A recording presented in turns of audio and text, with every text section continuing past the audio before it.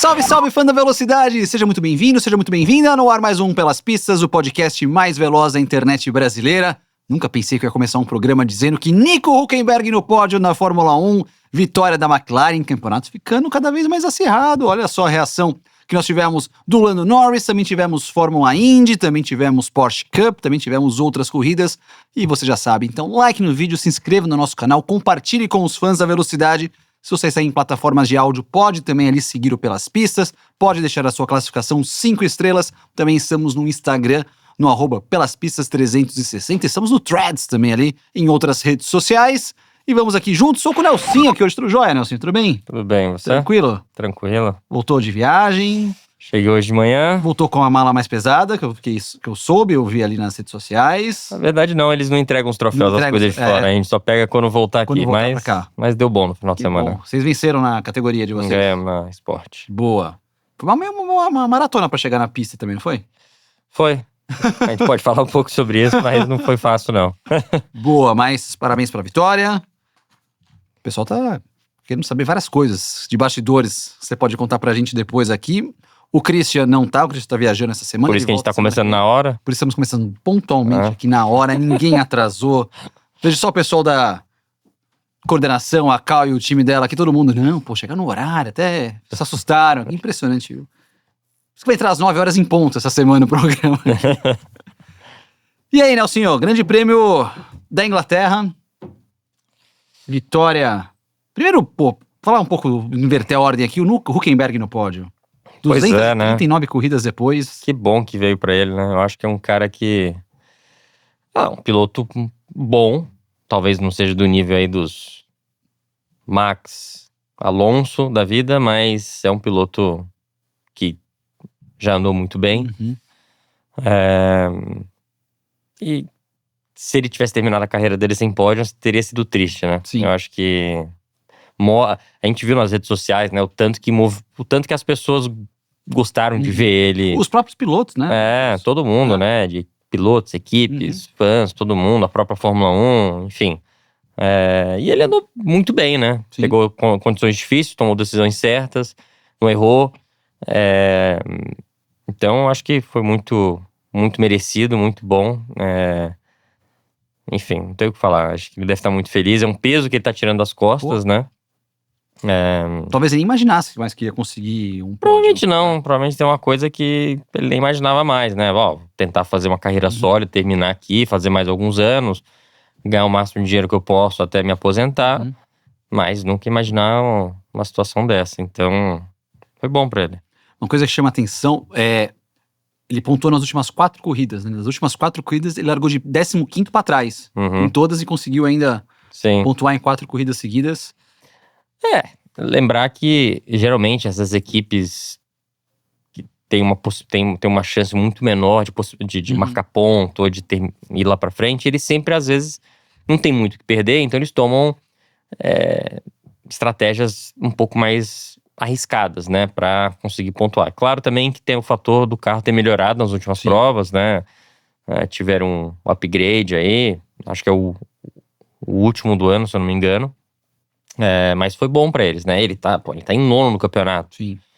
Não é um carro pra estar em nono no campeonato, né. A equipe é a 6ª. Exato, então é muito bom isso e se eles conseguirem, eu não acho que eles vão manter a 6ª colocação. Acho que a real deles deve ser 8º, 9º. Mas, não, eles estão... Acho que a equipe em si deve estar muito contente, né? Porque... Nas últimas 4 corridas, eles somaram mais pontos que a Red Bull. Então é legal ver, né? A Fórmula 1 tá numa época, numa fase que, sabe, um erro pequeno aqui e ali vê uma diferença muito grande. Eu fico batendo na tecla toda vez a gente fala sobre isso, né? Mas você volta 20 anos... não tinha a menor chance de isso acontecer, né? Isso aconteceria talvez em Mônaco, que não dá pra ultrapassar, mas numa situação que quebra muitos carros. Mas você pegar uma equipe assim, que anda geralmente entre 12º e 17º, dela terminar no pódio, quando acontecia isso no passado, era quando quebrava todo mundo, né? Não dava pra tirar isso no braço, porque as diferenças de carros eram muito grandes. Hoje em dia tá muito mais próximo. Então... e acho que a fase da Fórmula 1 além do lado comercial, né? entre redes sociais, filmes, Netflix, toda essa baboseira toda, as corridas estão legais, né? Os pilotos, quando consegue, eu acho que tá numa fase que o piloto consegue fazer um pouco mais de diferença do que antigamente, né? Então isso é bom pra conseguir ver o pega mesmo entre eles, né? Não é corrida só de carro, né? O percentual de corrida de carro que a gente chamava, né? Na época dos anos talvez 90, 2000, era corrida de equipe, de carro, né? Agora realmente os pilotos que fazem diferença. Então, onde a gente só via isso? Via na NASCAR, porque os carros eram parecidos, ou Fórmula 2, ou categorias que os carros eram muito iguais, né? Uma coisa que você comentou, assim, sobre o próprio Hülkenberg, uma coisa que a gente percebe que é claro que tem muita gente aqui, especialmente aqui no Brasil, né, que a gente fala assim, pô, a estratégia da Sauber muitas vezes prejudica, não é a mesma, o Gabriel não consegue fazer os mesmos ritmos de prova que o Hülkenberg. Mas eu acho que aí, não sei se você concorda comigo ou não, também tem uma questão da própria experiência do Hülkenberg em conseguir executar e extrair coisas do carro que o Gabriel ainda não consegue. Vamos tirar essa prova que o Gabriel acabou, até a escolha dele de colocar o pneu seco acabou fazendo com que ele rodasse depois. Olha, vamos usar o exemplo Piastri e Lando. Tá. O que foi o Piastri no primeiro ano dele? Andou bem, mas não andou nem a metade do que ele tá andando esse ano. Sim. Não tem como um piloto, ainda mais o que é o caso do Piastri e do Gabriel, que fizeram 1 ano de Fórmula 2 só e ganharam e foram direto pra Fórmula 1, não tem como chegar e andar de igual para igual com caras bons, entendeu? O Hülkenberg não é igual o Lando. Talvez, constantemente, talvez não esteja lá, mas também o Hülkenberg nunca pegou um carro dominante daquele. Sim. Né? Teve várias vezes que ele tava, mas já aconteceu dele estar em casa, na casa dele em Ibiza, receber a ligação, teve que entrar no lugar de alguém lá na Force India e classificou, acho que foi top 6, quarto, quinto. Um cara que tava parado, que não tinha nem força no pescoço mais, entendeu? Então, assim, bobo ele não é. Então, o Gabriel, cara, milagre, não tem como fazer. O primeiro ano dele, por mais que ele tenha simulador, essas coisas, né? Esse é um pneu, o pneu que tá usando hoje é um pneu que você tem que tomar muito cuidado, tem que saber trabalhar ele. Na minha época, pega o Hamilton, por exemplo, na época que a gente entrou, não tinha esse negócio de tomar cuidado com o pneu. A gente andava classificando toda a volta. Tem um lado mais difícil, que tem que andar rápido a volta sem conhecer o calendário inteiro, porque na nossa época a Fórmula 2 só corria na Europa, não é igual hoje em dia a Fórmula 2 vai pra Austrália, vai pro Bahrein, vai pra vários outros lugares que naquela época não ia. Mas tudo bem, não tinha simulador naquela época. Porém, você andava aqui classificando toda a volta. Hoje em dia, você tem que ter um pouco a experiência tem que ter mais racecraft, né? Tem que ter mais experiência de corrida para você saber conduzir o pneu e usar ele da forma certa, sem aquecer demais. Que talvez o Hülkenberg tenha isso a mais. Mas eu acho que você vai ver, o ano que vem o Gabriel já vai ter outro nível de corrida. Esse ano, né, acho que a comparação de classificação vai ficar melhor meio a meio. Hoje tá mais... Tipo assim, vai terminar no ano 50-50, talvez um pouco melhor pro Gabriel, que já é melhor do que a gente já imaginava. Agora, a experiência de corrida já é outra, entendeu? Tipo, isso leva mais tempo. Velocidade, confiança com o carro, aprender as pistas, é a primeira coisa que vem. Depois é a experiência de saber dosar e saber como usar o pneu e ter mais confiança nele, né? Ele vai todos os finais de semana que ele tá indo, talvez ele já conheça a pista, mas é final de semana novo pra ele. O Hülkenberg é macaco velho já, né? 15 anos já nessa história toda, 239 corridas. Agora, o recordista de mais corridas sem pódio na Fórmula 1 é o Sutil, 128 corridas. E do grid atual é o Tsunoda, que é o quarto dessa lista da Fórmula 1, com 99 corridas sem pódio. Então o Tsunoda é o maior da atualidade. E convenhamos que do jeito que tá a Red Bull, tá difícil de conseguir chegar a um pódio, viu? Não tá fácil a vida da Red Bull. Vamos falar da disputa. Lando Norris venceu pela primeira vez na carreira 2 provas seguidas na Fórmula 1. Vence pela primeira vez em Silverstone, sua corrida no seu país. Uma prova que foi bem interessante ali. Chove, para, seca, não seca, volta, não volta. O que você achou da corrida? A gente viu que quase todos os novatos, apesar, acho que só um terminou, se eu não me engano, mas todos os novatos ou se envolveram em batida, isso, aquilo. Coitado, nem largou. Pode ser uma coincidência também de vários fatores, mas você vê que corridas difíceis como essas, acaba que o piloto novato tem uma dificuldade um pouco maior, sabe? São muitas condições diferentes. A parte... O novato, ele não tem a confiança e a experiência de lidar com decisões e mudanças climáticas tão grandes igual essas. Então, você vê todos os novatos, acho que... Só o Berman terminou em 11º. Tá, terminou em 11º, depois que ele Sim. bateu ainda no Ocon, né? Exatamente. Então, assim, foi uma corrida difícil. Bem difícil mesmo. Mas eu tinha anotado umas coisas aqui pra falar. Bom, eu acho que primeiro sobre o Hamilton, né? É engraçado como chegar no grande prêmio dele, ele sempre vai melhor. Impressionante. Parece que ele tem uma motivação a mais. E é aquele negócio de você talvez andar numa pista que você mentalmente seja... Chega forte. Você já chega forte, entendeu? E o que isso mostra? Que o Hamilton, quando ele quer, não é quando ele quer, mas mentalmente ele poderia andar melhor em outros lugares. Aqui, eu não sei se falta a motivação, não sei se falta confiança, tá começando a perder um pouco a confiança, mas ele chega numa pista dessa que sempre andou bem, né? Ele marcou pódio nas últimas 14, 11. É um número grande, assim. É um número muito grande. E esse é o primeiro ano que ele não marca pódio lá. Muitos anos. E quase marcou, ficou em quarto. Ficou em quarto, né? Eu até pensei que ele ia conseguir chegar no Hülkenberg lá quando passou o Stroll. Então, assim, mostra que é muito... Tem cabeça envolvida nisso aí, né? A gente fala isso muito dos pilotos novos, quando entram na Fórmula 1. Que o que diferencia o cara que acaba ficando ou que acaba indo bem é a pressão mental, né? Usar o Colapinto, por exemplo, que ele tem performance pra andar, ele tem talento. Só que a cabeça não tá no lugar e estão destruindo a carreira do menino, né? Tipo assim, o ano passado ele andou bem, aí começou a entrar numas batidas, começou a entrar num espiral aí que não conseguiu mais sair disso. E o Hamilton, claramente, nessa pista, ele se sente bem. Então, eu acho que teve a época que ele se sentiu bem assim, qualquer pista, qualquer lugar. Só que, já tá com 40 e poucos anos, né? Tem que acabar se dedicando um pouco mais pra você se manter ali, né? Acaba que não é tão natural, né? Todo mundo fala do Alonso. O Alonso tá sempre... Tá bom, mas os companheiros de equipe do Alonso não são tão fortes quanto que o Hamilton tá pegando agora. Tenho certeza que se o Hamilton o Alonso estivesse do lado do Leclerc... O Leclerc também estaria andando na frente, você acha? Eu acho que sim. Eu acho que sim. Talvez uma corrida ou outra, o Alonso, sim. Mas eu não acredito que ele estaria andando... Não dá pra comparar o Stroll com o Leclerc, né? Sim. O que mais a gente tava falando? Você começou falando da prova, você quis destacar a relação Hamilton. Sobre isso. A prova foi uma prova difícil.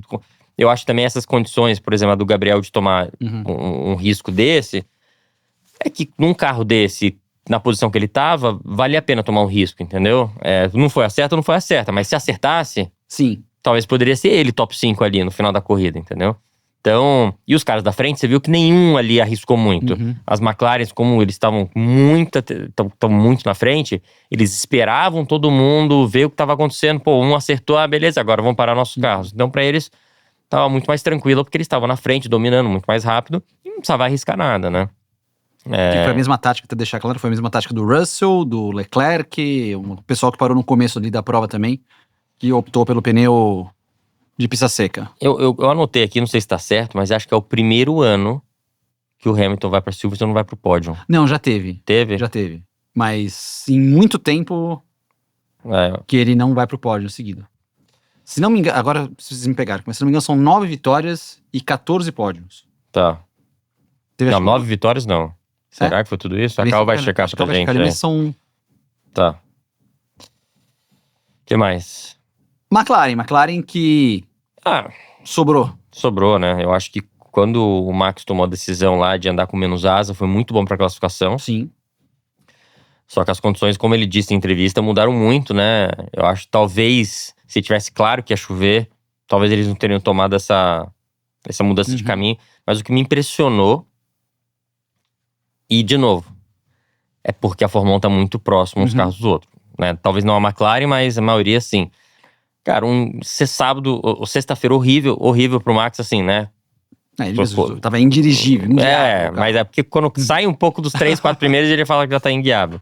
Mas, né, pra um cara que tá brigando por vitórias, e ele falou, cara, não tá legal isso, aquilo, pô, não tem nem chance de andar com ele. Se chegar no sábado, os caras viram o carro de cabeça pra baixo, muda a configuração e pole, entendeu? Tipo, lógico, talvez tenha tido um pouco numa volta dele, ele ter extraído água de pedra ali, mas as condições climáticas não ajudaram, porque quando chove em Silverstone, você tem que ter downforce, não tem jeito. Qualquer pista, né? E eu acho que eles pensaram um pouco, a gente não tá brigando pelo campeonato.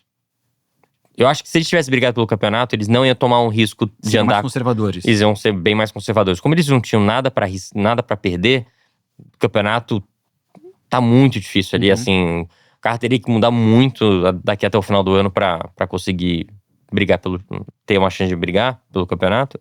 Eles tomaram uma decisão arriscada, que é low downforce, né, com pouca asa, que funcionou pra classificação, mas se qualquer coisa acontecesse na corrida, eles iam dar pra trás. E, enfim, choveu, e não pode mudar o carro de sábado pra domingo, né? Fechado. Então, a parque fechada, depois, quando você escolhe uma configuração de asa pra classificação, é o que você tem que correr.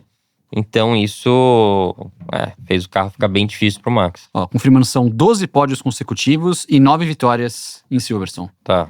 E 14 no total, pódios do Hamilton. E em Desde temporadas? 2007, quase 20 anos. É bastante coisa realmente que ele conseguiu ali nessa pista.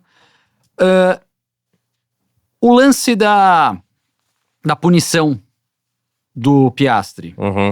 Que foi uma situação que muita gente comentou, foi parecido com o que aconteceu no Canadá, do Russell, que não foi punido, com o Max, aquele momento de você colocar o pé no freio. O que você achou daquele momento ali? Então, eu também perguntei isso pro Max. Ele falou, olha, se eles querem punir, se é muito pesado ou não a punição, o problema não é. O problema é você ter constância nas punições. Tava na Inglaterra, GP do Lando. Eu acho que houve um pouco de decisões políticas ali para tomar uma decisão pesada para favorecer um pouco o Lando, tá na Inglaterra, enfim. Tem muitos pilotos que vê essa decisão política dessa forma aí. O que ele fez foi um pouco perigoso? Foi. Ainda mais porque tava chovendo e você viu que até o 7º, 8º lugar ali o pessoal deu uma assustada. Sim. Entendeu? Então... Mas acho que juntou algumas coisas, né? O safety car tava andando, daqui a pouco apagou a luz meio tarde. Aí foi o que o Zac Brown usou de exemplo. Mas ele tinha que ter, talvez, freado com um pouco menos de intensidade naquela hora lá. Lógico que você tá liderando, você não tá vendo como tá atrás, se tá próximo, se não tá. Tipo, apagou, tem que frear, tem que parar rápido pro safety car ir pra eu relargar aqui. Então juntou isso. Mas o grande problema é, por que outros não tomaram essa punição quando fizeram a mesma coisa? Então essa que vai ser a grande discussão entre os pilotos lá. Não é pra que ele toma a punição? Toma a punição porque realmente ficou um pouco perigoso. Eu acho que foi uma punição muito pesada. 10 segundos. Sim. Eu acho que se ele tivesse tomado 5, eu acho que ele teria ganho a corrida mesmo assim. Sim. E, sei lá, eu acho que houve um pouco... Bom, beleza, o Lando tá ali na cola dele, vamos dar 10 e dar a chance do Lando ganhar a corrida. Eu acho que teve um pouco de decisão política, na minha opinião. Uma questão que os comissários levaram em consideração. Eles pegaram a telemetria e no caso do Russell, eles viram que a pressão aplicada no freio foi de 30 PSI, que é uma unidade de pressão. Sim. Foi de 50 e poucos, né? Foi 60, foi o 60. dobro. O do Piastri na reta. E aí você vê que a velocidade despencou muito, foi de 200 e pouco para 50. Então, realmente parou mais forte ali. Não foi certo. Agora, alguns podem dizer que a punição foi muito pesada ou a decisão foi clara. Tá bom, se foi clara, mas que seja essa punição... O padrão. Seja assim essa punição pra não causar acidentes. Porque nenhuma situação vai ser igual a outra. Não dá pra comparar, né? Essa é uma discussão constante que os pilotos têm com os comissários, né? Seja na Stock Car ou na Fórmula 1. Mas naquele lugar ali, naquela situação, você puniu com 5 segundos. Ali foi um drive-thru, ali foi 20 segundos, ali foi 10. Enfim, Só que se você não padronizar isso, vai gerar dúvidas. Pô, mas sei lá, vocês deram preferência pro Lando pra ele ganhar a corrida porque tava em Silverstone, entendeu? Porque se for uma coisa normal, beleza, pessoal, vocês criaram uma situação perigosa atrás de um safety car, é X segundos, né? Porque não dá pra medir o tanto que é complicado. O do Russell não foi tão perigosa. Mas o do outro foi mais perigoso. Mas a do Russell podia ter causado uma batida, às vezes, sei lá, pelo Max estar olhando pra baixo ou qualquer coisa. E talvez da chuva, que era muito mais perigoso, porque levanta spray e tudo mais. Não deu em nada, mas as condições realmente eram muito mais perigosas lá. Mas às vezes você tem que ter um padrão de regras, né? Beleza, você causou alguma coisa, uma situação que poderia ter causado um acidente, é 10 segundos. Ou são 5 segundos, ou são 20, sei lá. Decide qual que vai ser e dá. Você não pode começar agora... Porque se você toma uma decisão diferente toda hora, vai gerar essas dúvidas. Pô, será que favoreceram o Lando pro Lando ganhar a corrida? Deram mais? Por que não foram 5 segundos? Tem várias outras... Se ele tivesse causado uma batida mesmo, beleza. Dá um drive-thru, dá uma coisa pesada. Pô, não causou nada. Assustou o pessoal? Sim, assustou. Dá 5 segundos, dá ponto na carteira, dá alguma coisa. Mas não deu nada. Mas você tomou uma punição. Tomou 5 segundos que... Talvez ele tenha ganhado a corrida, talvez, mas ele ia ter que lutar muito mais pra ganhar essa corrida. Então, enfim, eu não achei que foi tão certa. Ele se fosse 5 segundos, claro que depois a situação mudou, ele chegou 6,8 atrás, mas, enfim, teria sido uma situação diferente. Sim, ele teria andado mais, o Lando teria acelerado mais. Quando ele recebeu o aviso da volta, da punição, ele fez uma volta meio segundo mais rápido que o Norris. Sim. Tomou uma punição de 10. Ele. Até depois ele falou no rádio, pô, não dá pra reverter, não sei o que, a decisão, e não dava. É que ele não sabia se foi alguma coisa da equipe, isso, aquilo, ele queria trocar alguma, mas aquilo lá realmente não. Os 10 segundos é uma punição de você tirar alguém da prova, você bater em alguém.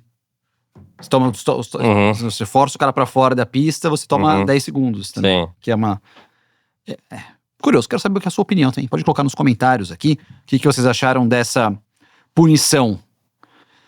Mesmo assim, pro Lando foi interessante. Ele conseguiu vencer pela primeira vez na carreira em Mônaco, vencendo pela primeira vez em casa, e o Lando traz o campeonato para 8 pontos. Eu acho que o Lando, apesar de ter tido alguns erros, ele mostra uma... Tudo bem, ele ganhou a corrida talvez por causa da punição, se não tivesse talvez ele não poderia ter ganho. Mas tá sempre ali, entendeu? Ele andou muito bem, não errou, ganhou a corrida em casa, ganhou o Mônaco esse ano. Talvez as duas provas que tenha mais pressão pra ele, porque uma em casa, outra é Mônaco, todo mundo quer ganhar. Ele tá realmente mostrando que tá o que todo mundo meio que apontou o dedo pra ele de estar com a cabeça fraca, de não estar aguentando a pressão, ou ele tá mostrando que quando tem que aparecer, ele consegue ainda, entendeu? Não é que ele consegue ainda, mas ele tem a velocidade, entendeu? Talvez teve umas distrações aqui e ali, mas ele tá andando melhor do que eu imaginava. Eu achei que o Piastri ia começar a aumentar a pontuação e... Enfim, eu ainda acho que o Piastri vai vencer esse campeonato. Porém, o Lando tá com a cabeça boa. Eu realmente fiquei... Não, vai ser legal, porque a briga do campeonato vai ser boa. Eu acho que enquanto eles tiverem um gap bom pro terceiro lugar, a McLaren vai deixar os dois brigarem, não vai se meter. Lógico que se o terceiro estivesse próximo, eu acho que eles vão se meter um pouco mais, de favorecer um pra ter certeza que vai ganhar o campeonato. Porém, como eles estão um gap muito grande, eles vão deixar os dois ficarem brigando na pista. Inclusive, na outra semana, na Áustria, ele falou assim, pô, essa é a prova que eu tenho condições, porque eu ando muito bem na Áustria, então é uma prova importante, e conseguiu dessas duas vitórias seguidas aqui. Falando do Hülkenberg em terceiro lugar, uma coisa do Hamilton que eu destaquei aqui, ele fez uma ultrapassagem pra cima do Russell e do Ocon na relargada, que também foi muito bonito, que ele passou os dois por fora num... O Hamilton? Uma relargada. Não lembro dessa parte. Foi uma ultrapassagem muito legal ali que rolou. Já a Mercedes teve uma prova realmente pra esquecer aqui. Mercedes foi uma prova horrorosa. Tanto que as champanhes foram todas pra Sauber ali.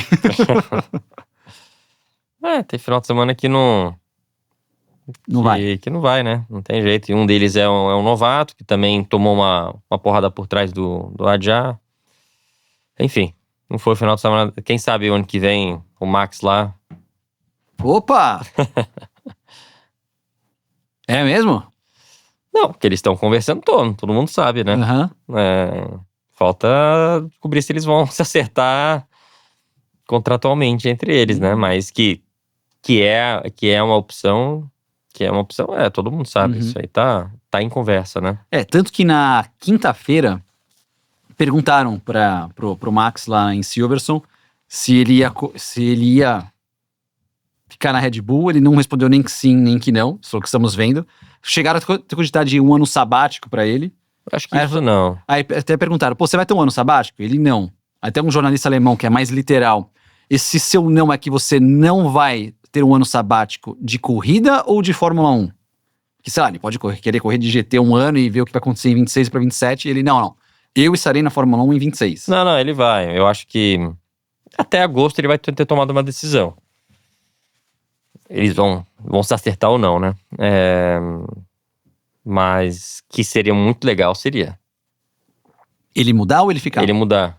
E ele mudando, você acha que o melhor cenário seria... O melhor cenário pra gente, o Russell ou o Antonelli? De companheiro de equipe. Não, vai ser o Antonelli. Se ele for pra lá, vai ser o Antonelli. Vai ser o Antonelli. Certeza. E aí o Russell estaria no mercado. O Russell iria ou pra Red Bull, ou pra Williams, se eles pegarem o Sainz, ou seria Sainz e Russell na Red Bull, não sei. Aí vai depender muito do Adjar. Sainz e Russell na Red Bull, eu vi um... pode ser isso, entendeu? Agora eu não sei. Eu acho que a Red Bull vai ter que... A Red Bull ela tá enfrentando vários probleminhas, né? Obviamente o carro não tá performando do jeito que eles gostariam. Tem essa questão do Horner na equipe, né? Que os tailandeses, né? Os donos os majoritários da Red Bull não estão do lado dele do jeito que estavam antes, né? Eles realmente eles concordam que a Red Bull precisa... O que acontece, que tá acontecendo lá? Igual você pega na McLaren. A McLaren, ela tem o Zac Brown, que ele, chefe de equipe, mas é o lado comercial, né? Ele não se mete em nada de estratégia, em nada de performance. Ele não tem lá qual que é o nome do André Stella. O Stella, que é o cabeça da equipe, né? Na parte de performance, quem a gente vai contratar, quem a gente vai fazer. E o Zac Brown tá mais na área de piloto, comercial, isso, aquilo. E eles querem fazer um pouco isso na Red Bull. Eles querem... A Red Bull já é concentrado tudo no Horner. Exatamente. O Horner quer tudo pra ele. Ele quer fazer a parte comercial, ele quer fazer a parte de performance, quer escolher quem vai, quem não vai, optar dando o palpite dele nas estratégias. E eles querem separar isso um pouco. Eles acham que isso não está ajudando a equipe. Eles acham que o Horner é bom, mas que ele foque só igual o Stella faz na McLaren. Faz aquilo que a gente quer botar outra pessoa para fazer a parte comercial. E ele não tá querendo largar disso. E isso tá gerando alguns problemas. Que ele quer ter essa força política gigantesca, coisa de ego. E então tá tendo isso aí. E isso, né, junta isso, que, sabe, eu ouvi falar também que tem muitos players grandes dentro da equipe que não estão gostando um pouco do ambiente, tem outros que só voltariam para a Red Bull se o ambiente mudasse. Então, tem algumas coisas acontecendo.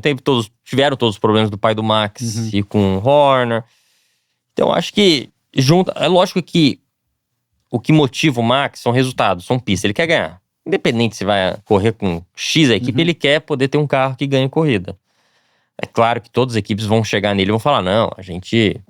Ano que vem, a gente vai estar com uma vantagem. Todo mundo vai estar com o melhor carro ano que vem. Todo mundo fala isso pra ele, né? Tipo, eu tenho certeza que a Mercedes também esteja fazendo isso com ele.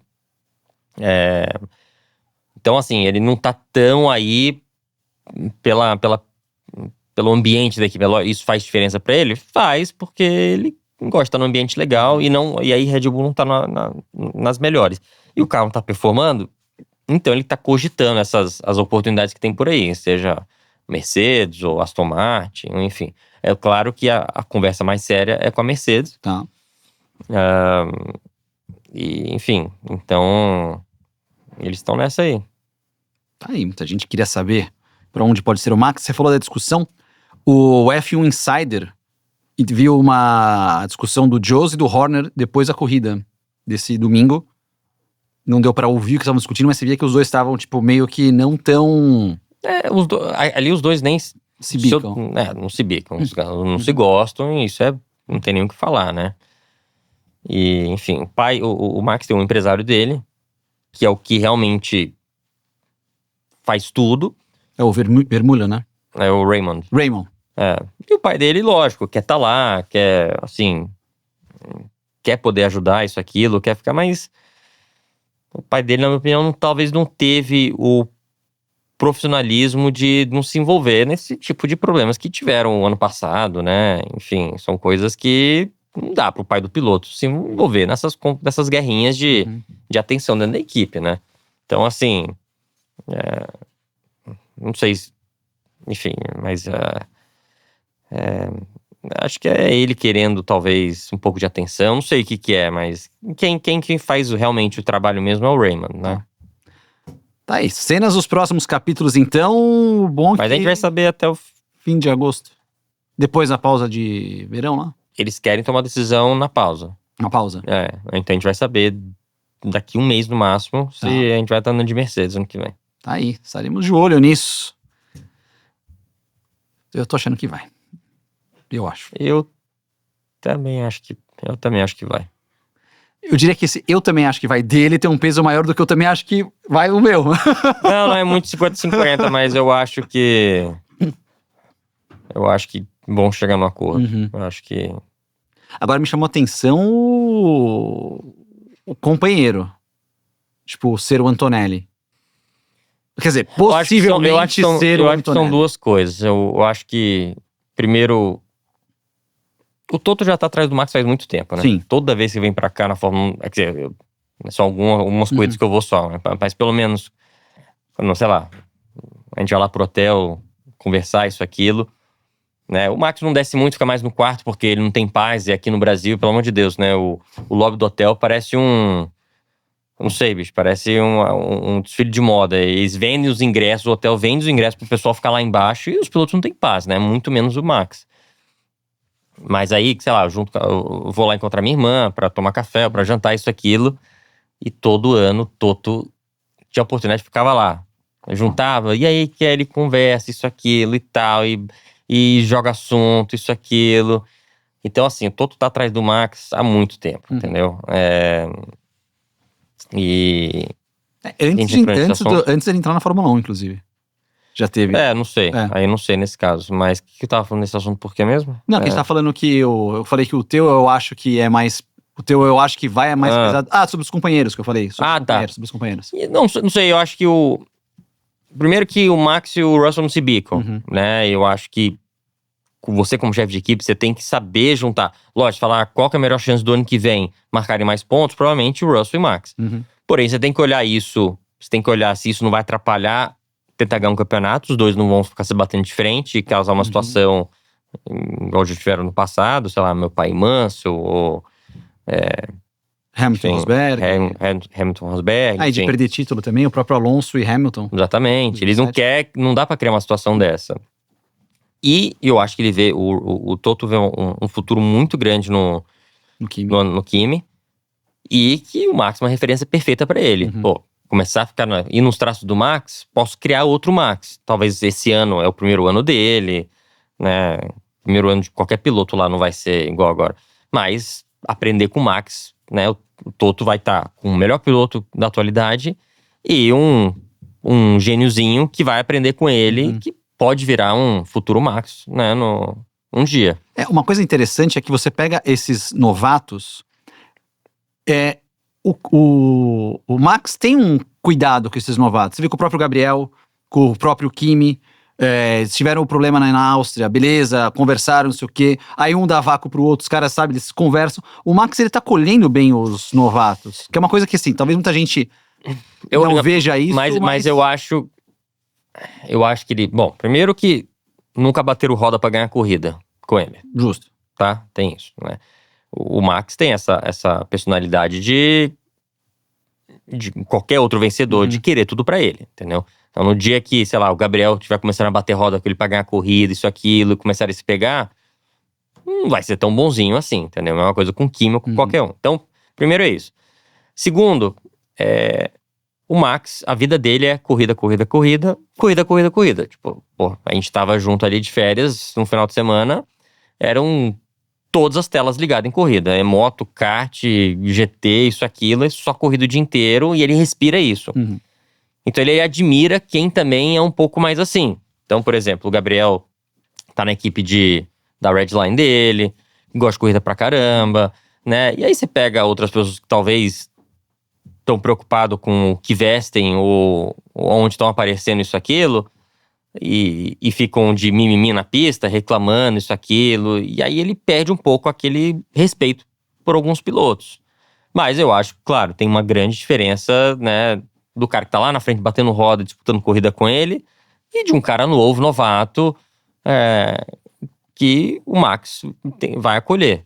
Mas, de novo... Até a página 2. Né? Até a página 2. Quando o Gabriel estiver ali batendo roda pra ganhar a corrida contra o Max não vai ser mais bonzinho com ele, né?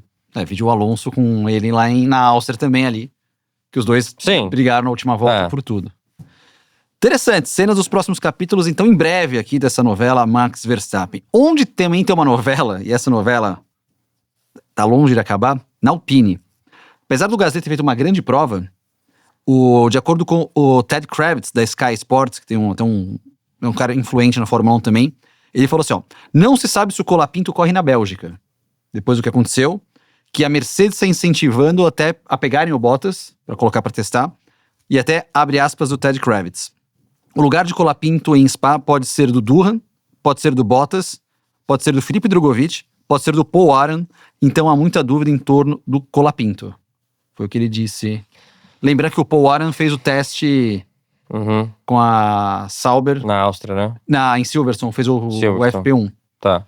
Que até só uma correçãozinha que eu falei na semana passada.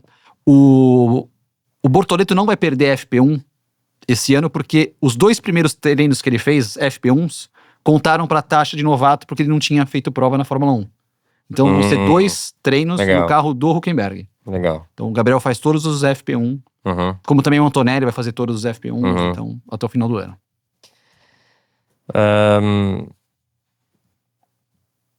Fugiu a memória aqui? Não, sobre o Kravitz dizendo que... Tá. Que o Colapinto corre a perigo. situação da Alpine, eu até falei no Instagram, e choveu de gente comentando, mas eu acho que, felizmente, acabaram com a cabeça do Colapinto, né? Do jeito que colocaram, com a pressão, e até mesmo eu sei como é que é lá dentro, é aquele cara latindo na cabeça dele, antes das classificações, antes das corridas, depois das corridas, depois das classificações, e cara, não tem jeito, a cabeça dele claramente foi embora, entendeu? Não tem o que fazer, infelizmente. Talento ele tem, só que quando você ferra com a cabeça do piloto, não tem o que fazer, né? Pega até pilotos experientes, igual o Ricciardo, enfim, é um caso mais recente de pilotos experientes que já andaram bem. Então, ainda mais cabeça jovem, não dá. Então, realmente, queimaram ele. É errado tirar ele? Cara, se você sabe que você já ferrou com a cabeça dele, beleza, bota outra pessoa. Agora, o que eu comentei no Instagram foi colocar o Bottas. O Bottas foi ok na época dele, eu não acho que foi nada demais. Ganhou corridas numa época que o carro estava dominante. Na minha opinião, o Hamilton estava andando a nível 8, 9, sabe? Eu acho que ele tá tendo que forçar muito mais esse ano do que nos anos que ele tava andando bem contra o Bottas, porque o carro era tão dominante que, sabe, fazer qualquer coisa sobrava. E aí, de vez em quando, o Bottas, se juntasse tudo, isso aqui ele ganhava uma corrida ou outra. O Hamilton bateu, ou sei lá o que, isso aqui ele aproveitava e ganhava algumas corridas. Você falar agora, tivesse que escolher, sei lá, entre um Gabriel e um Bottas, o Gabriel, sem dúvida, entendeu? Eu acho que ele tem muito mais potencial. O Bottas tá parado, sabe, se você tem o Gasly que tá indo bem e você quer achar outra pessoa, sabe? Porque não é pontuação que eles precisam. Não é que eles estão brigando ali por um top 5 de construtores para pegar uma grana pro ano que vem pela situação financeira, né? Porque quanto mais você termina na frente, mais dinheiro você... Se a questão fosse essa, se tivesse uma situação, não sei, uma equipe que tá mediana boa, Williams, por exemplo, tem um cara indo muito bem e outro fazendo nada, e vocês precisam dos pontos pra, sabe, faz uma diferença, talvez eu até entendo, mas, sabe, é um dos piores carros do grid. Qual que é a sua salvação ali? O que o Flávio já foi bom? De achar caras novos, que ele fez isso 2 vezes na vida, uma com o Alonso, outra com o Schumacher, entendeu? O objetivo ali é achar outro cara desse para ficar debaixo do braço da Alpine e talvez levar a Alpine lá pra frente um dia. Mas do jeito que ele tá fazendo, tá errado. Então, Bottas não vai virar um Alonso, nem um Schumacher no futuro. O Paul Aaron, eu acho que é um piloto muito bom. Eu acho que pode ser ele. Só que assim, bota ele já pra correr esse ano e o ano que vem. Entendeu? Pra deixar a cabeça do piloto calma. Ó, você vai ter aí tempo pra andar, você vai andar esse ano, já tá já com o contrato já pro ano que vem. Esse ano é pra você se acostumar com o carro, algumas pistas. O ano que vem pra você. E aí a gente vê uma renovação pra 27. Mas, vou te botar, você tem 6 corridas. Não esquece, nenhum piloto, são pouquíssimos os caras que vão conseguir sentar no carro e se desligar de tudo que tá acontecendo, né? Você não vai conseguir achar a cabeça forte como essa, é muito difícil. E tem um detalhe na equipe, na Alpine, que o CEO do grupo lá, o Luca de Mel, saiu da equipe.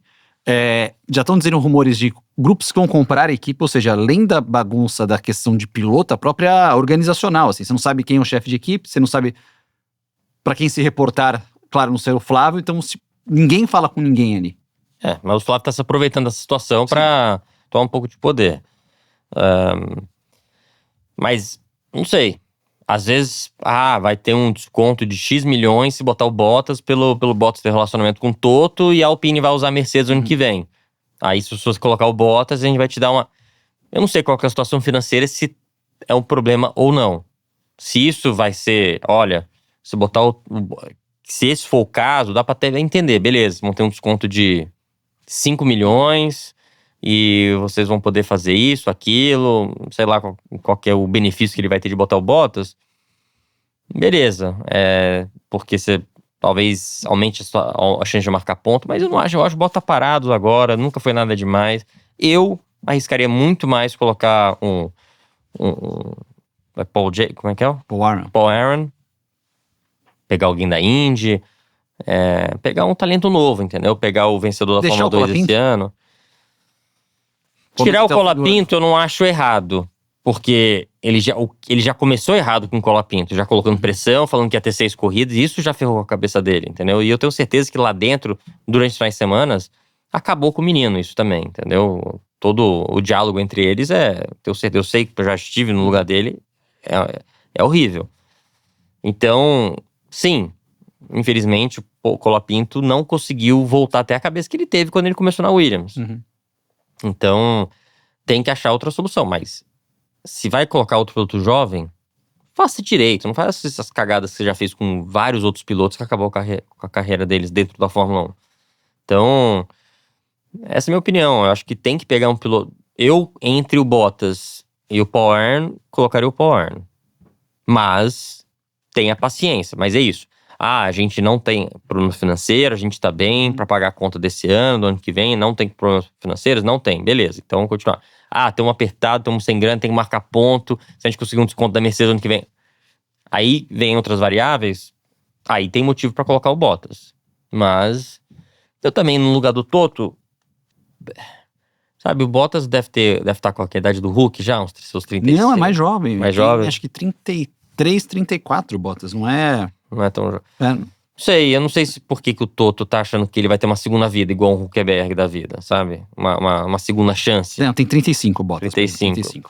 Não sei por que ele tá pensando isso, mas se fosse um piloto jovem, sei lá, de uma academia Mercedes, alguma coisa, mas, enfim, sei lá, eu não acho que né? Ou então o Russell vai estar pra sair talvez da Mercedes, tenta pegar o Russell. Eu acho que o Russell seria uma escolha muito melhor. O Hülkenberg vai em agosto fazer 38. Tá. Tá, a diferença de idade deles.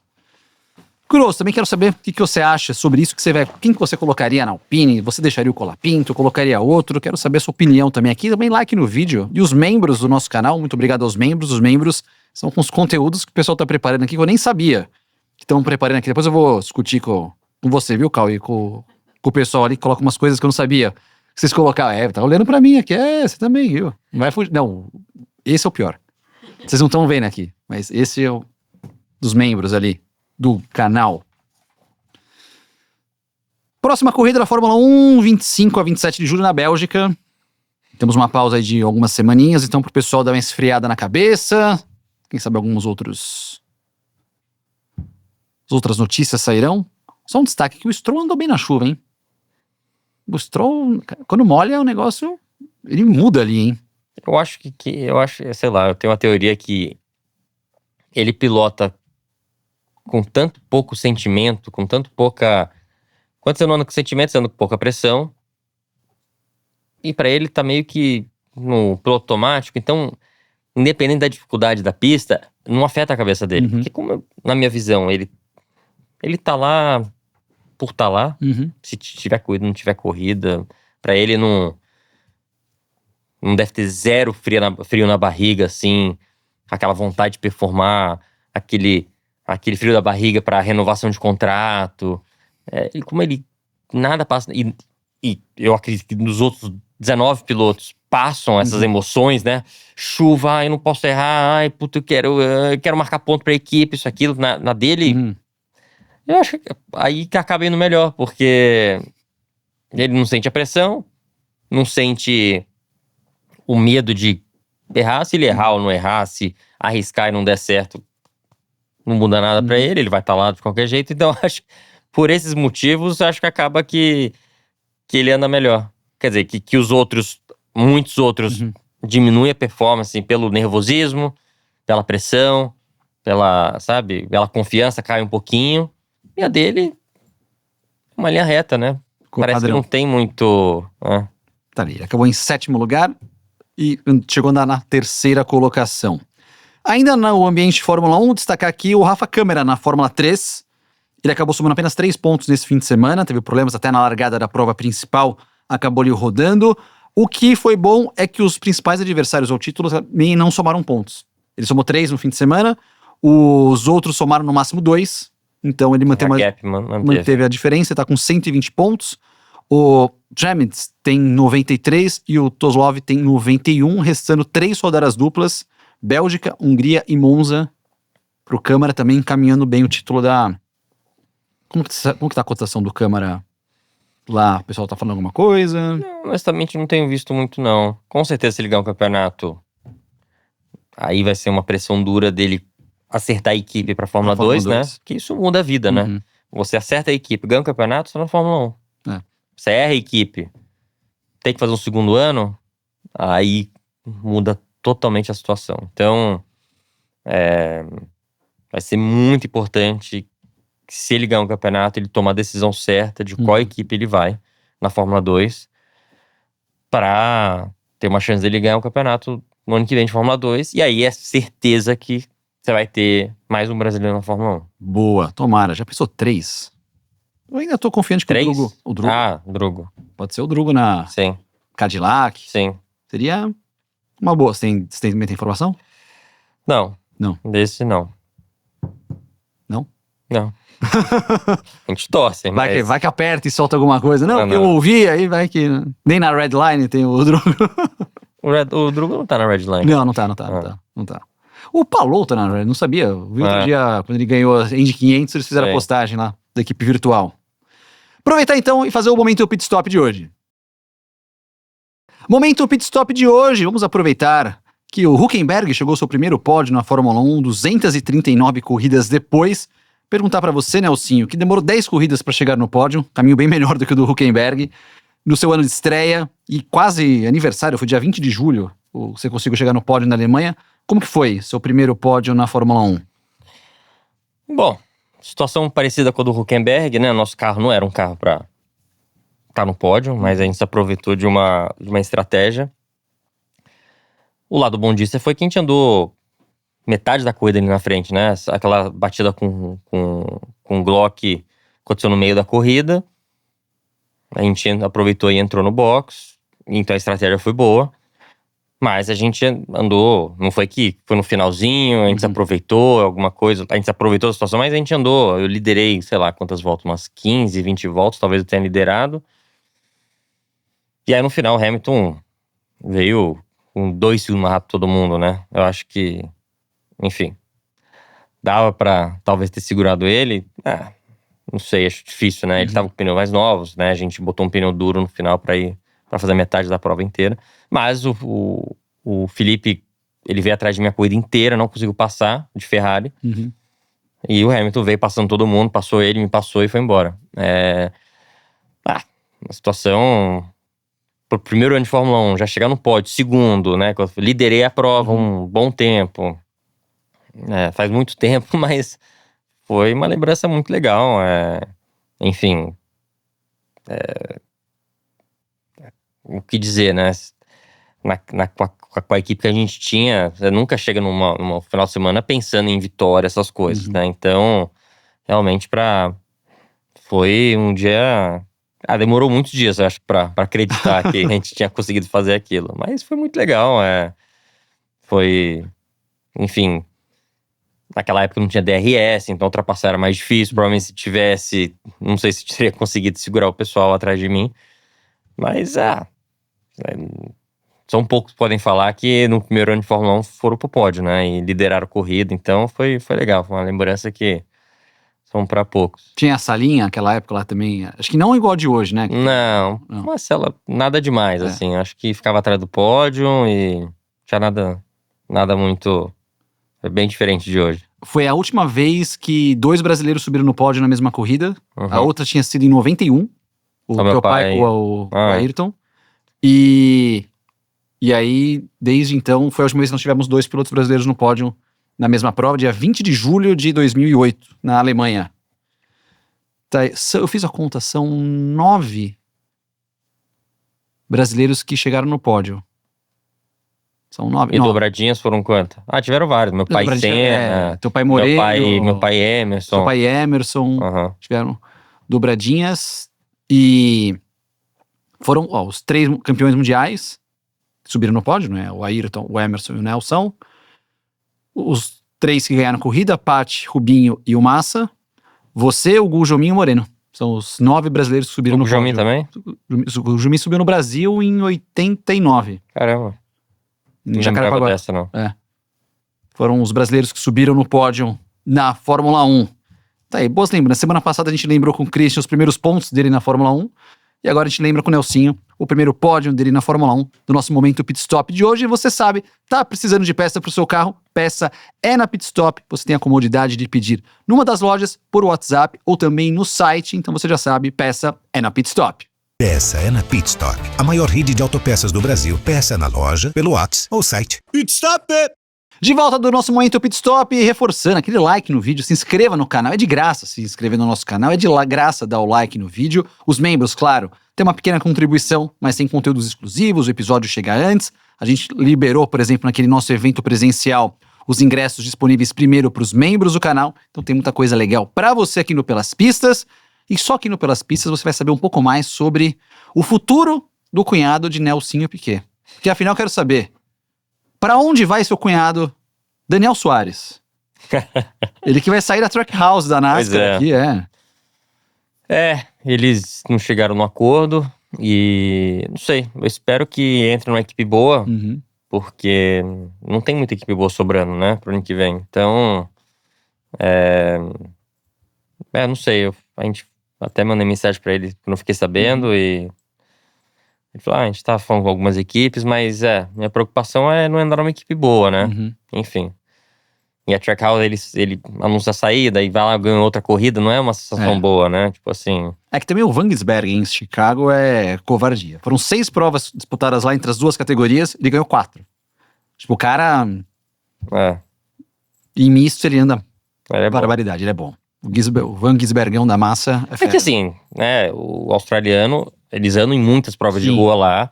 E o piloto de NASCAR nunca anda, muitos nunca tinham andado na vida Sim. em pista de rua. Então assim… E ainda mais, tipo, em condição que às vezes chove. É a mesma coisa, desculpa o palavreado, mas o cacete que ele tá tomando nos ovais é a mesma comparação com os caras em pista de rua, Sim. né? Ah, ele ganha com vantagem, mas nos ovais ele toma de muito, entendeu? Então, o cara é muito bom, lógico. Se o campeonato fosse em pista de ruas igual na Austrália, ele ganhava o campeonato provavelmente, mas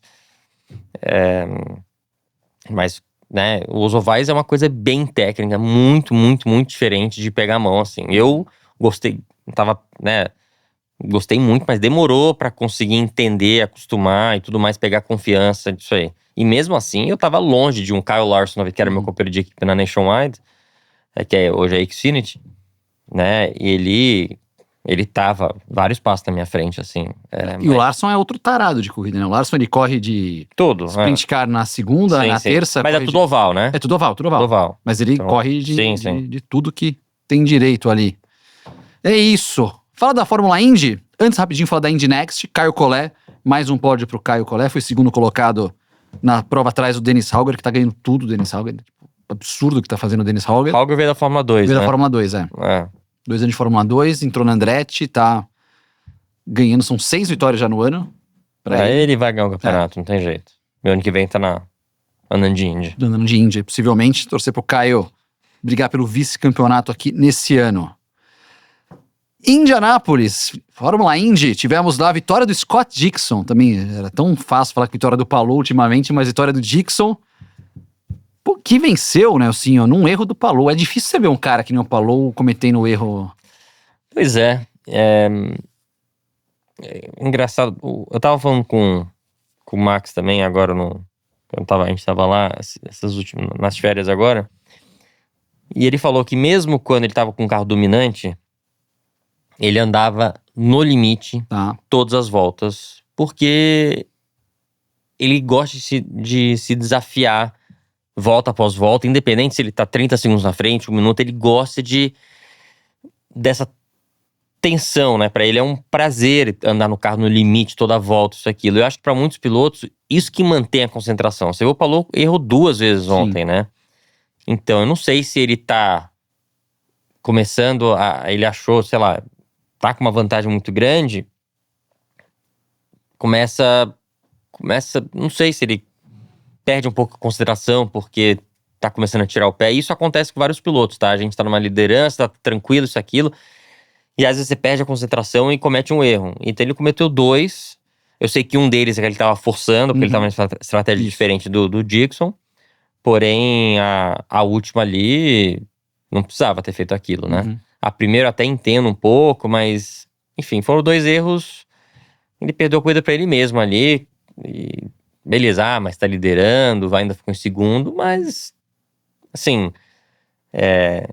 se um piloto de Fórmula 1 tivesse feito aquilo lá, ia ser criticado por muito tempo, né? Então, não sei o que passou na cabeça dele, não sei se ele tava muito de boa, que perdeu a concentração, ou se ele tava andando acima do limite, porque precisava, na última não precisava. Tava com uns 2 segundos ali, tranquilo. Tava tranquilo, né? Então, enfim, perdeu uma prova pra ele mesmo.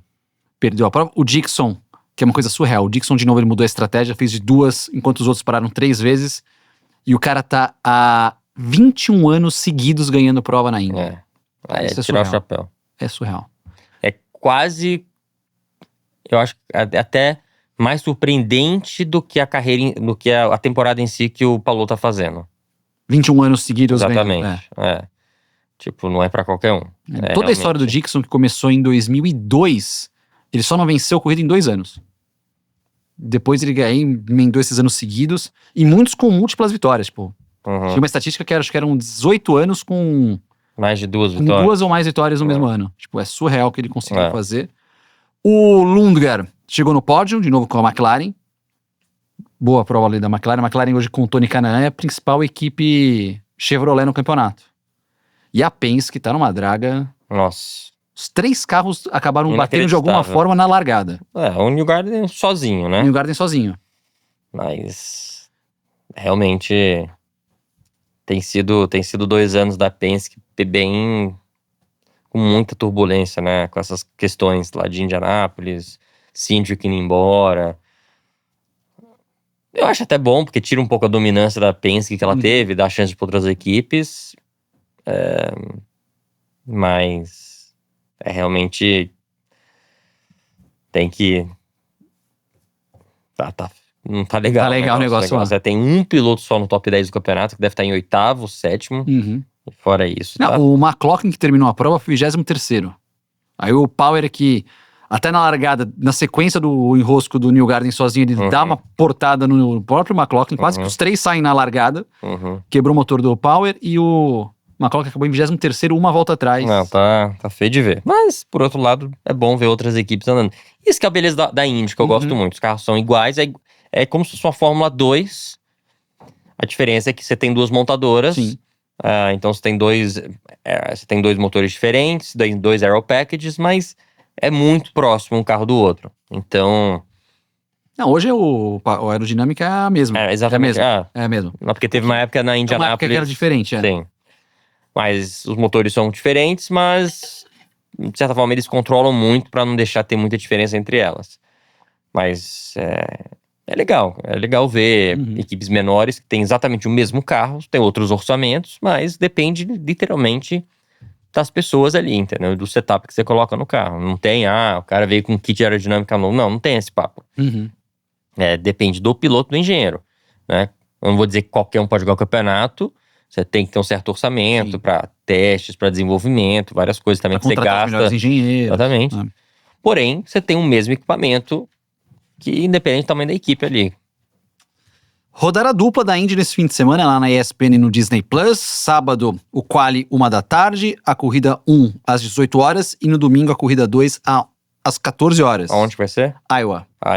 Ovalzinho de Iowa. Você andou de Iowa na... Você andou, né? Andou. Não gosto muito, não. Bem curtinho. Imagina de índio que é rápido e curto, né? Vai ser interessante isso daí. Acabou, né? Tem mais alguma coisa que eu tô esquecendo? O bolão? Eu acho que não. O bolão de Spa, né? Não, calma. O Spa daqui a... Não, o bolão, calma. Já quer dar palpite daqui a 20 dias? Daqui a 2 semanas, né? Ô, louco. Podíamos aproveitar que o Christian não tá e dar. Eu acho uma boa. Vamos fazer isso aqui. Não, mas vou falar o campeonato só, então. O campeonato. Na terceira colocação, subindo no pódio, o Hülkenberg aqui, Thiago Alves. Acertei o Piastri no pódio. Cara, não dá pra confiar no Max, cara. Não dá. A gente tava em segundo, tranquilo. O outro me freia na reta. Cara, não dá. O Christian cravou o Lando e o Piastri, assim como o Nelsinho. Vocês fizeram os palpites iguais. O Nelsinho tá com 91, Christian 86 e eu com 73. Entrega. Na Bélgica, o Gasly vai ganhar a corrida, vocês vão ver. Confia. O campeonato tá igual da Fórmula 1, né? É o Max e as 2 McLaren. É que tá igual. Só que em vez de você estar usando a roupa da McLaren, não é pra você estar usando. Você tem que usar as cores azul marinho aí. Eu vou vir de Red Bull no próximo programa, então já que eu te dei a camiseta, você usa ela. Muito legal lá. Então é isso, 91, 86, 73. É o campeonato. Será que eu vou ser bicampeão esse ano? Rapaz... Vou ter que começar a fazer umas coisas meio malucas aqui no... Botar Hülkenberg no pódio, sabe? Umas coisas meio doidas aqui pra conseguir. Nelsinho, valeu, hein? Próxima corrida? A gente não falou da Porsche. Da Porsche, é verdade, você ganhou. Porsche Cup. Falar um pouco da novela pra chegar lá, né? Você demorou pra chegar, eu tava vendo a novela nas redes. Teve greve na França, no dia que... Eu ia pegar um voo sexta de manhã, porque o treino era só depois do almoço. Então eu ia aproveitar, ficar com a família. Aí eu fui fazer o check-in quinta-noite, porque o voo era um voo bem cedo, 6 da manhã. Deixar tudo pronto, tá? As malas estavam prontas, tava jantando com a família. Voo cancelado. Eu falei, o que aconteceu? Aí comecei a entrar, França em greve, todas as torres de controle em greve. Ô, louco. Aí, sorte que a Petsy é boa de estrada, de dirigir. A gente achou um voo saindo de Milão, que dava umas 5 horas de onde eu tava. Então, você saiu da França e foi pra Milão. Tava quase 5 horas de carro. Aí tinha um voo lá. E assim, o problema é que até resolver isso, eram 3 da manhã. Porque o problema era tinham 2 voos, né? O meu, pra ir pra corrida, e da Petsy, da minha esposa, pra voltar pro Brasil. Sim. Aí, Um saía às 6 da manhã, outro às 6:30. Mas a gente tava tudo pronto, era o último jantar com a família. Obrigado, tchau. E eu lá, beleza. Eu, sei lá, a conversa tava rolando na mesa e eu mexendo aqui, fazendo check-in que eu não vi esse negócio. Aí, não, a França inteira tá de greve, realmente não vai. Falei, nossa, aí. Sorte que Brasil tem alguma. Tava umas 4, 5 horas antes. Uhum. Consegui falar com a gente de viagem lá. Falei, rolou isso. Aí ele começou a ver, vixe, aí. Falei, a da minha esposa, beleza. A gente faz uma remarcação normal. O meu não vai dar pra. Porque geralmente quando tem essas greves, a aerolinha vai falar, beleza, a gente vai te repor no próximo voo, isso, aquilo. Só que como era de madrugada já na França, ia descobrir no outro dia o que ia fazer. Não podia arriscar. Sim. Né? Eu já ia perder o primeiro treino, porque pra chegar. Além de chegar em Lisboa, pegava o carro, era mais quase 3 horas pro Algarve. Uhum. Falei, cara, vamos resolver o meu, depois da Pets a gente vê o que a aerolinha vai oferecer, qual dia, né? E aí, isso foi até as 3 da manhã. Aí, só que a aerolinha ainda tava falando, mas precisa ir pro aeroporto, senão vai dar no show, aí você perde a passagem. Eu falei, nossa, imagina a gente ter que sair daqui às 4 da manhã, ir pro aeroporto só pra ver. Gente, né? Porque tá todo mundo querendo cancelar. Aí voltar e depois pegar 5 horas de estrada, eu vou pegar só 5, minha esposa vai pegar 10, né? 5 pra me deixar e 5 pra voltar. Falei, nossa. Enfim, aí ficou esse estresse. A gente conseguiu achar. Bom, a primeira coisa, achou uma passagem pra mim às 8 da noite. Então acordamos, conseguimos descansar à noite, acordamos mais tarde e ela foi me deixar. O outro problema foi quando eu cheguei lá, ela me deixou e voltou. Eu ia pousar umas. Eu acho que o voo era 8 da noite, 9. Eram quase 3 horas de voo, né? Porque é longe, Milão pra Portugal. Só que a locadora fechava meia-noite, lá em Portugal. Tá. Até aí tá tudo bem que ia pousar 11 e pouco. 11 horas. Tá. Bom. Demorou. 1 hora de atraso. Putz. Daqui a pouco mais 1 hora, eu falei, ferrou, né?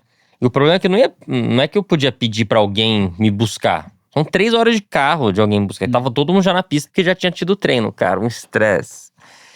Aí eu comecei conseguindo falar com a locadora pra ver se eles ficavam abertos até mais tarde. Cara, a minha sorte foi, eles responderam e-mail falando, porque eu tenho um cartão Diamond lá da Sixt, falaram assim, a gente vai estender meia hora pra você chegar, e a previsão com esse atraso era de pousar 00:30. Eu falei, vou pousar 00:30, e era bem pertinho lá da chegada pra pegar o carro. Aí eles, não, tá bom, a gente vai te esperar, mas se passar... Muito. Cara, deu um vento de cauda no avião, pousou 00:15, 00:10, que deu tempo de pegar a mala e correr lá. Porque o que era o meu plano inicial? Pousar, nem pegar a mala, pegar o carro. Depois de pegar o carro... Estaciona o carro e dá um jeito de pegar a mala, entendeu? Tipo assim... E aí consegui, nossa, mas assim, cheguei 00:28, assim. E consegui pegar o carro, aí eu cheguei lá no hotel de boas, 3 da manhã e a corrida, bom, aí passando esse sufoco, a corrida foi tranquila.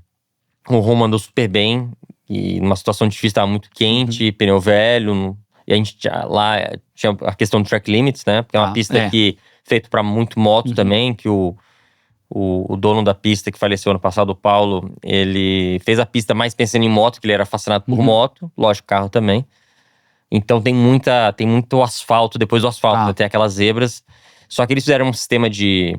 Lá eles têm uma tecnologia com as câmeras que detecta automaticamente quando o carro sai fora. Tipo no iRacing, que já dá... Exatamente. Então não tem como, não é que tem que ficar gente olhando e dá pra... Não. Então, e o Roma botou o carro nenhuma vez fora pra eu conseguir fazer um stint um pouco mais forte. E aí a gente acabou na pista, a gente ficou em segundo, só que o cara que ficou em primeiro, ele tomou um penal aí de velocidade de boxe. Tá. A gente acabou herdando a vitória, então começamos o campeonato bem. Boa, e depois chegaram bem no Brasil, então você... Aí eu acabou a corrida, corri de volta pra Lisboa, peguei o voo pra cá. Boa. Chegamos certo. Ontem, né, porque hoje é terça. Quando vocês estiverem vendo o programa, eu vou ter acabado de voltar de uma viagem, que eu tô indo pegar o aeroporto agora. Vou de novo. O cara viaja mais do que aeromoça, que impressionante. Eu tô com 60 voos já. 60 voos no ano? Já tô com quantos? Deixa eu ver aqui. Cara, tem comandante que o lito do Aviões de Música eu não vou 60 vezes nesse ano. Peraí, eu tenho anotado aqui. Rapaz. Não, esse ano tá puxado. Eu achei que ia ser um ano mais tranquilo. O meu recorde no ano foram 30. Quando eu morava no Rio. Ah, não. Eu vou fazer 50 e hoje eu faço 53.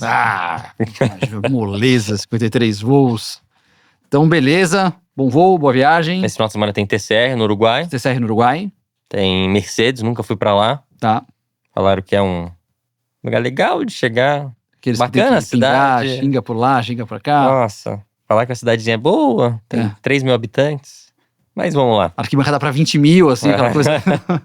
Beleza, boa prova. Valeu. Acelera. Semana que vem a gente tá aqui. Semana que vem estamos juntos mais uma vez. Acelerando, mais uma vez, like no vídeo, se inscreva no canal, compartilhe. Valeu, membros. Semana que vem tem mais o podcast mais veloz da internet brasileira. Valeu!